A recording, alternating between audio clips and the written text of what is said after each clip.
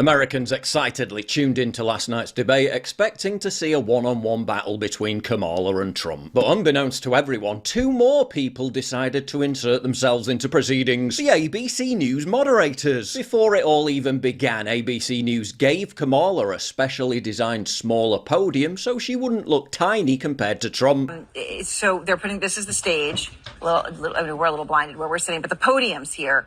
Harris is going to be on the right. Then the oh-so-impartial moderators proceeded to fact-check Trump all night, while failing to fact-check Harris even once. Project 25. What you're going to hear tonight is a detailed and dangerous plan called Project 2025 that the former president intends on implementing if he were elected again. Wrong. Project 2025 was written by the Heritage Foundation. It's not Trump's plan, and he's disavowed it several times. President Trump will give you a minute here to respond. Good. Number one, I have nothing to do, as you know, and as she knows better than anyone, I have nothing to do with Project 2025. The so-called abortion ban. If Donald Trump were to be reelected, he will sign a national abortion ban. Wrong. Trump said repeatedly he won't sign a national abortion ban. Trump supported mobs of white supremacist neo-Nazis in Charlottesville and called them very fine people. Let's remember Charlottesville, where there was a mob of people carrying tiki torches, spewing anti-Semitic hate.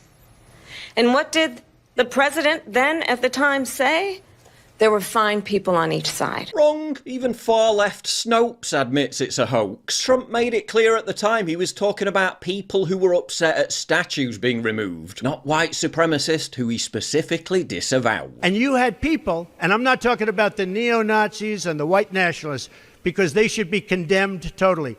But you had many people in that group other than neo-Nazis and white nationalists, okay? Trump said there'd be a literal bloodbath in America if he lost the election. Donald Trump, the candidate, has said in this election there will be a bloodbath. Wrong. He was talking about the economy, tariffs, and the auto industry. We're going to put a 100% tariff on every single car that comes across the line, and you're not going to be able to sell those cars if I get elected. Now, if I don't get elected, it's going to be a bloodbath for the whole... That's going to be the least of it. It's going to be a bloodbath for the country. That'll be the least of it. But they're not going to sell those cars. There's no credible reports of Haitian migrants eating cats and dogs. I want to clarify here. You bring up Springfield, Ohio, and ABC News did reach out to the city manager there. He told us there have been no credible reports of specific claims of pets being harmed, injured, or abused by individuals. Wrong. There's police reports, testimony by eyewitnesses, and video of people literally being arrested for it. What did you do? Why'd you kill the cat? Smile for me. But they conveniently forgot to mention that. Violent crime in America is going down, according to the FBI. Migrant crime, and it's happening at levels that nobody thought possible. President Trump, as you know, the FBI says overall violent crime is actually coming down in this country. But Vice President Harris, the FBI... Wrong. The data put out by the FBI doesn't even include major metropolitan areas, including Los Angeles and New York, where crime is historically high. The LAPD and NYPD are the two largest police forces in America, but they're not included in the FBI data. We're still forced to endure the narrative that Trump's a threat to democracy, when the Democrats literally just presided over a coup to kick Joe Biden out of office and replaced her with a woman who no one voted for. She got no votes. He got 14 million votes. What you did, you talk about a threat to democracy. He got 14 million votes and they threw him out of office. And you know what? I'll give you a little secret. He hates her. Megyn Kelly reacted by skewering ABC News for doing everything they could to help Kamala. I'm disgusted. I'm ashamed of those moderators at ABC News. They did exactly what their bosses wanted them to do.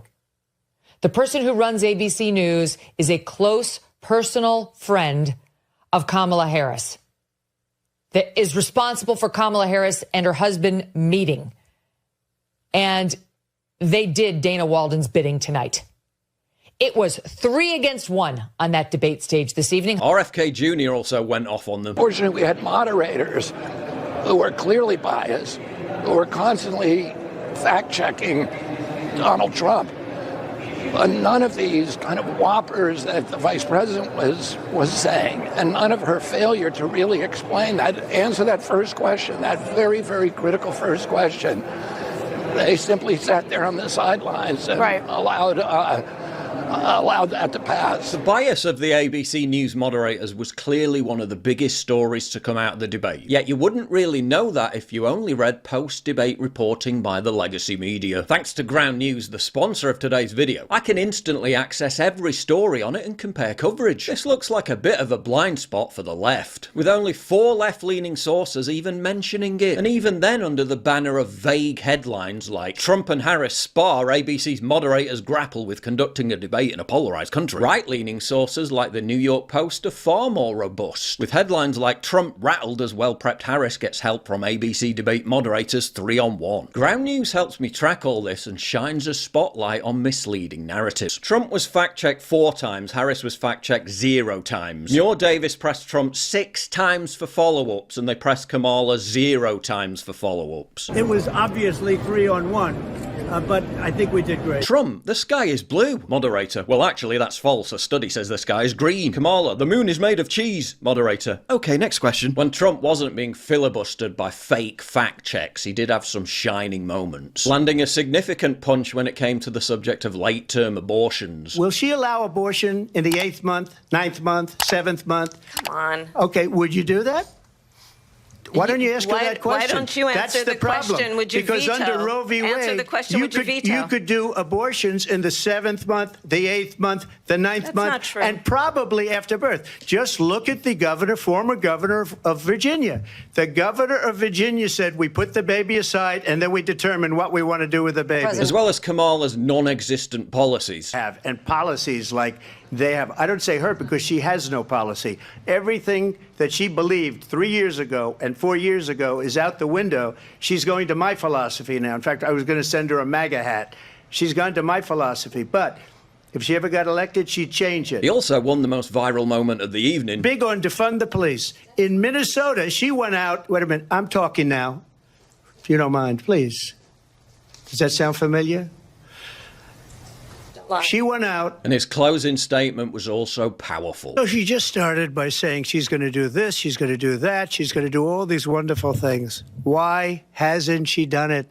She's been there for 3.5 years. They've had 3.5 years to fix the border.